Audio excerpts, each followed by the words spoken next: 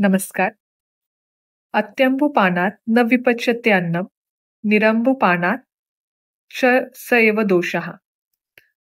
तस्मान्नरो वह्निविवर्धनाय मुहुर्मुहुर्वारी पिबेत भुरी. शेम कुतूहल नावाच्या ग्रंथातील हा श्लोक आहे. पथ्य व अपथ्य काय खावे, काय न खावे सांगणारा हा ग्रंथ आहे. जास्त प्रमाणात किंवा अजिबातच पाणी न पिल्याने